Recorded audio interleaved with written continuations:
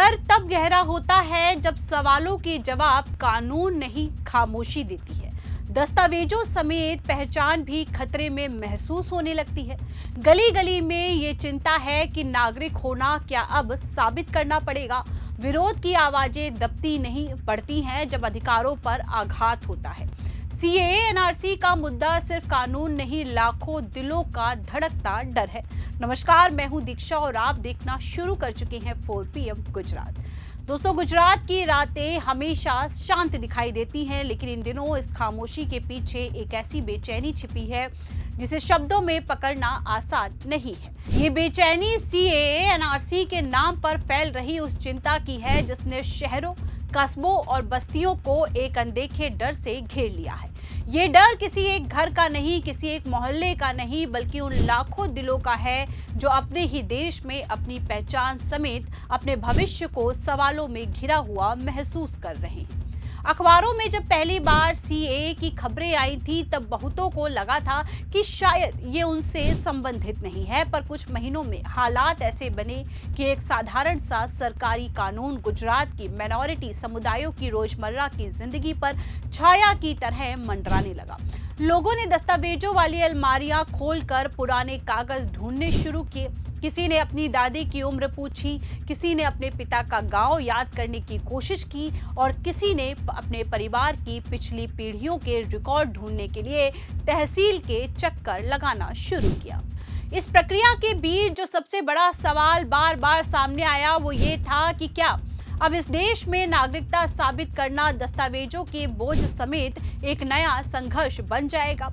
गुजरात के कई इलाकों जैसे अहमदाबाद के वटवा, दतिया, भरूच, गोधरा, राजकोट और सुरेंद्रनगर में लोगों ने खुलकर कहना शुरू किया कि सीएए एनआरसी कानून उनके लिए एक अदृश्य खतरा बन गया है। जिन परिवारों ने पीढ़ियों से इसी मिट्टी में जीवन बिताया, जिनकी जड़ें यहीं की भाषा, संस्कृति, गंध और धूप में गहरी धसी हुई थी, वे अचानक खुद को उस दस्तावेजी दुनिया के सामने असुरक्षित महसूस करने लगे जिसे वे कभी महत्वपूर्ण नहीं मानते थे।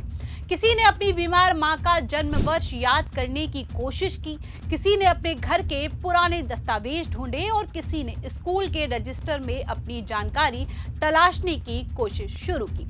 लेकिन इन सब के बीच सबसे बड़ा डर ये था कि अगर किसी के पास दस्तावेज नहीं मिले तो क्या उनकी नागरिकता सवालों में पड़ जाएगी। वही बीजेपी कहती रही कि इस कानून से किसी भारतीय को डरने की जरूरत नहीं है, लेकिन जमीन पर रहने वाले हजारों परिवारों का अनुभव उस बयान से बिल्कुल अलग था। गुजरात के कई गलियों में शाम को लोग घरों के बाहर बैठकर इस मुद्दे पर चर्चा कर रहे थे। कुछ कह रहे थे कि सरकार सिर्फ सुरक्षा बढ़ाना चाहती है, तो कुछ कह रहे थे कि यह सुरक्षा नहीं बल्कि चयनित तरीके से पहचान पर सवाल उठाने का ढांचा है। इस चर्चा का सबसे भावुक हिस्सा तब होता है जब बुजुर्ग बोलते हैं कि हम इस देश में पैदा हुए, यहीं जिए, यहीं मरेंगे, अब हमें ही साबित करना है कि हम कौन हैं। ये वाक्य सिर्फ एक शिकायत नहीं थी, उस चोट की आवाज थी जो पहचान और सम्मान समेत मानव भावनाओं के केंद्र को हिला देती। विरोध प्रदर्शन भले ही छोटे पैमाने पर हुए हों, पर उनका असर बड़ा था। महिलाओं ने अपने बच्चों को हाथ में लेकर प्ले कार्ड उठाए, बुजुर्गों ने अपनी उम्र भर की कमाई और यादों समेत अपनी चिंता व्यक्त की। युवाओं ने कहा कि कानून यदि सही है तो सवालों के जवाब इतने कठिन क्यों हैं। गुजरात में कई कॉलेजों में युवाओं ने सीएए एनआरसी के मुद्दे पर खुलकर चर्चा शुरू की। उनका कहना था कि सरकार को स्पष्ट बताना चाहिए कि किन परिस्थितियों में किसी नागरिक को अपनी नागरिकता साबित करनी होगी और किन दस्तावेजों को स्वीकार किया जाएगा। लेकिन सरकार की तरफ से आने वाले जवाब इतने अस्पष्ट थे कि लोगों के डर में स्पष्टता आने की बजाय वो और गहरा होता गया। कई परिवारों ने कहा कि उनके घर में बुजुर्ग महिलाएं हैं जिनका जन्म अस्पताल में नहीं हुआ था, जिनके पास जन्म प्रमाण पत्र नहीं है और जो पढ़े लिखे नहीं हैं। उन्होंने पूछा कि अगर उनसे नागरिकता साबित करने को कहा गया तो वे किस आधार पर ये कर पाएंगे। कई लोगों ने ये भी कहा कि वे जिन इलाकों में रहते हैं वहां अतीत में कई बार आग, बाढ़, दंगे और प्रशासनिक कार्रवाइयों के दौरान दस्तावेज नष्ट हो चुके हैं। ऐसे में वे कैसे साबित करें कि वे इस देश के नागरिक हैं। ये सवाल इस कानून की तकनीकी जटिलता समेत सामाजिक सच्चाई को भी चुनौती देता है। कई लोगों को यह भी डर था कि एनआरसी के नाम पर आर्बिट्रेरी कार्रवाई हो सकती है कि गलत दस्तावेज वाले लोग चाहे वे भारतीय हो या ना हो परेशानी में पड़ सकते हैं। कई जगह ये चर्चा भी सुनने को मिली कि अगर अफसरों, पंचायतों और स्थानीय निकायों की कार्यप्रणाली पहले ही बहुत जटिल है और अब नागरिकता जैसे संवेदनशील मुद्दे में गड़बड़ी होने का खतरा और बढ़ जाएगा। इन सबके दौरान आम आदमी पार्टी और अन्य विपक्षी दलों ने बीजेपी पर गंभीर आरोप लगाए हैं। उनका कहना था कि ये कानून देश को धार्मिक आधार पर बांटने की कोशिश है। आम आदमी पार्टी ने गुजरात में कहा कि जिस राज्य ने हमेशा व्यापार, भाईचारा और सह अस्तित्व की मिसाल पेश की है, वहां इस तरह का कानून लोगों के दिलों में विभाजन का डर पैदा करेगा। उन्होंने कहा है कि ये कानून गरीबों, मजदूरों, दस्तावेजों से वंचित समुदायों और अल्पसंख्यकों पर सबसे बड़ा बोझ डालेगा। उन्होंने इसे प्रशासनिक नहीं बल्कि मानवीय संकट बताया है और कहा है कि जो परिवार पहले ही आर्थिक संघर्ष में जीते हैं, वे अब अपनी पहचान साबित करने की चिंता समेत मानसिक तनाव में आ चुके हैं। एक महिला ने अपनी गोद में बच्चे को लेकर कहा, मेरा बेटा अपना भविष्य बनाए या दस्तावेजों को ढूंढे। इस देश में जीने के लिए क्या अब कागज चाहिए? इंसान होना काफी नहीं है। उसकी आंखों में जो डर था उसे शब्दों में बांधना मुश्किल है। ये डर सिर्फ एक माँ का नहीं बल्कि उन लाखों परिवारों का था जो अपने घर, रोजगार और अस्तित्व के साथ साथ अब अपनी नागरिकता के लिए भी असुरक्षित महसूस कर रहे थे।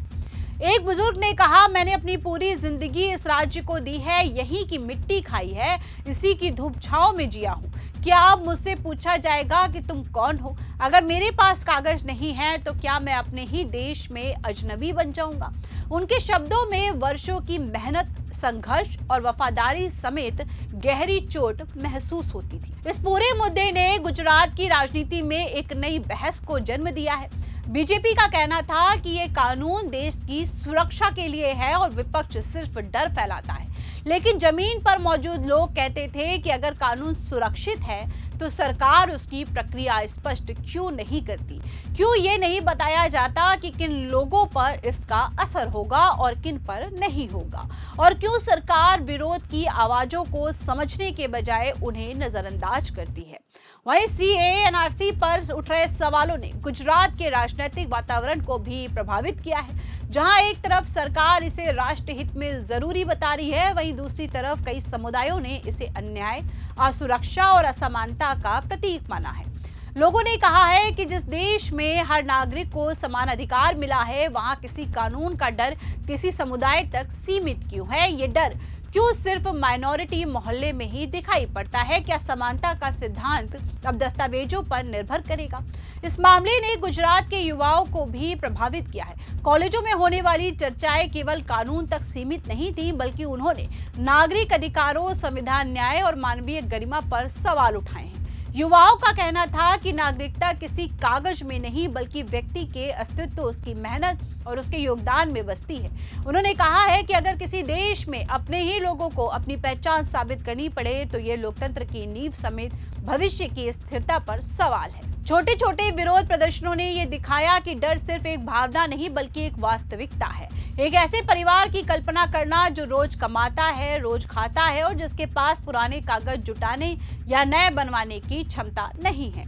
ये सोचना ही उस तनाव को उजागर करता है जिसे लोग महसूस कर रहे हैं।